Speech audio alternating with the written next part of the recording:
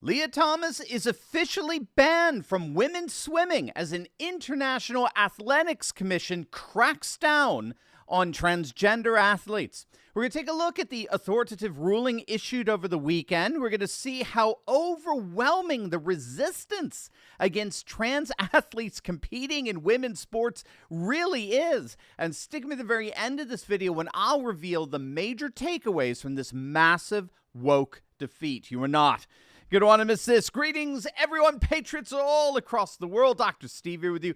Great to be with you. As always, I am your daily fake news antidote, so come on in to your Patriot Professor's Den where I help you to think better so you can feel better in these crazy and turbulent times. So if you haven't already done so, you know what to do. Make sure to smack that bell and subscribe button. Before we begin, gang, I do want to introduce you to Patriots, who put together some wonderful products for those of you concerned about the health of your skin. Now, I got a couple of teenagers here in my house, and we're dealing with some, well, shall we say, acne issues, skin blemishes, basic aging, particularly for those of us who are older. So whether you're young or you're old, skin issues always seem to surface, and that's where our good friends over at Curativa Bay come in. They have particularly this wonderful organic hypochlorous spray that refreshes the skin. It enhances skin tone. It's really this lovely, refreshing feeling when you spray it on. It provides relief from acne and all kinds of skin issues because it's a natural antiviral, antibacterial spray. It's wonderful. I got my teens using it. I'm using it. And you're going to absolutely love all of Curativa Bay's products. You got to visit their website, CurativaBay.com. They got all kinds of skin cleansers, moisturizers, you name it. And for a limited time, gang, they're offering my audience a special exclusive discount if you use my promo code Turley. So don't wait. Click on that link below and try out these amazing products for yourself, brought to you by Amazing Patriots. All right, gang, let's dive right in here. We do have an extraordinary development in the arena of transgender athletes in women's sports. The swimming world's international governing body, they're known as FINA, which stands for International Swimming Federation, has decisively ruled that post-pubescent biological males are banned without exception from competing in women's swimming competition. Over the weekend, the federation met to decide the issue of transgender athletes competing in elite women's swimming. And that issue, of course, has been particularly brought to the fore by the transgender swimmer Lia Thomas. Thomas was widely touted by our fawning left-wing mainstream media as, quote, making history by becoming the first openly transgender athlete to win a Division I national championship. Thomas, who's a biological male, won the championship by beating Emma Wyant. Now, Wyant was a silver medalist in the Tokyo Olympics. She's absolutely amazing. She's posted some of the fastest times in collegiate sports, and she was all but guaranteed gold at the national championships. But she had to resign herself to silver because the NCAA made the decision to allow Thomas, again, a biological male, to compete in women's swimming. And just to really bring this home, while Wyant has consistently competed at the highest level among her fellow female swimmers, Lia Thomas was ranked 554th when competing against males. And so, because American institutions right now are so radically infested with the absurdities of ideological wokeism, the ultimate decision on what to do about transgender athletes fell onto the international organization FINA. And as of this weekend, FINA made the definitive judgment that any and all transgender athletes who have gone through puberty as males are officially banned from women's swimming competitions. FINA's decision does make an exception for trans athletes who have completed their gender transition before puberty, specifically before the age of 12. Now, without getting into any of that, the key component of the decision is that any male athlete who goes through puberty as a biological male cannot, under any circumstances from that point forward, compete in female swimming. Regardless of their gender identity, biologically and athletically, they are officially classified as males and thereby barred from competing as a female. And in case you were wondering, when it was put up for a vote, the ruling passed with a 71% majority. 7 out of 10 voted for an outright ban on all post-pubescent transgender athletes. And now that committee, now that it is authoritatively spoken, female athletes are coming out and voicing their support of FINA's decision. Kate Campbell, a four-time Olympic swimming gold medalist for Australia, she's publicly praised FINA's ruling, saying that the removing of gender distinctions in sports would be, quote, to the detriment of female athletes everywhere.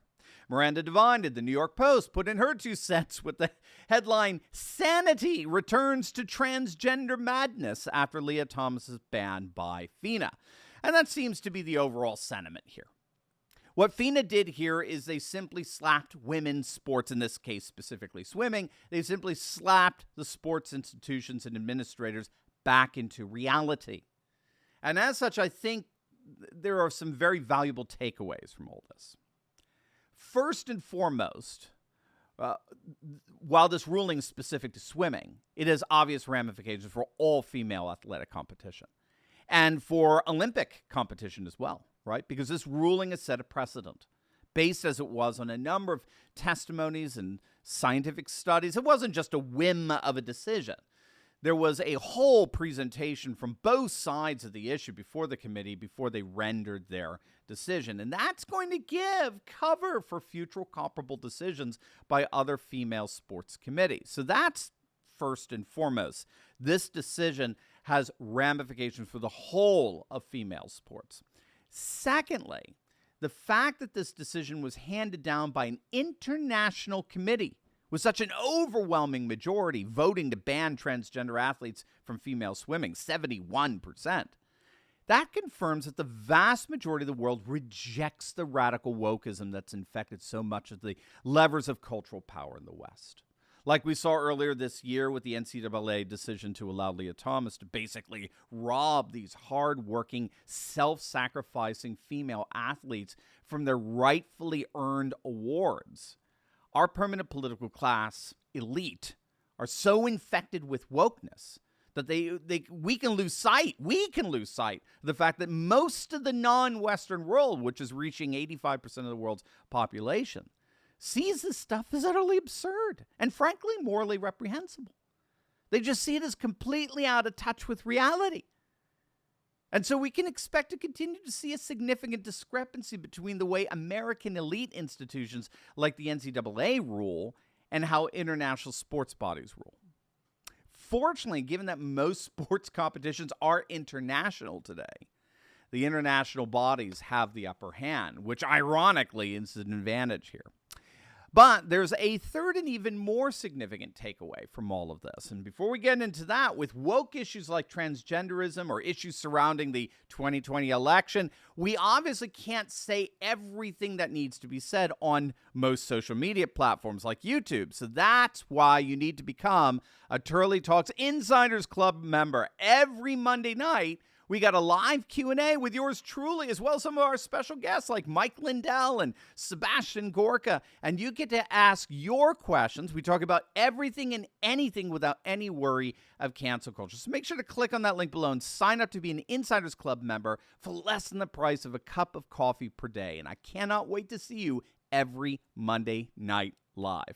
All right, so here's the third takeaway in all this. This ruling is a further confirmation about what we talked about in last week's video on how transgenderism specifically is politically falling in a way that gay rights didn't. And the key here is that the West, and we're generally speaking here, right? Broad brush, okay?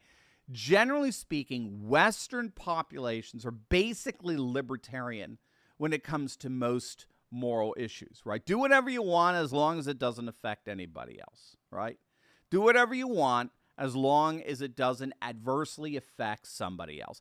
That's the basic libertarian ethos that, really does, for right or for wrong, pervade in Western culture today. And when it came to gay rights, like the right for two men to get married or something, that issue gets put through this libertarian strainer, as it were, and it comes out fine. Sure, if two guys want to get married, that's their deal. They're not hurting anybody else. They're consensual adults. We're good. Again, just to be clear, I'm not saying it's right or wrong. I'm just saying that is the prevailing ethos in the West right now, this libertarian ethos. However, that same libertarian ethos has a very different reaction when it comes to transgender issues.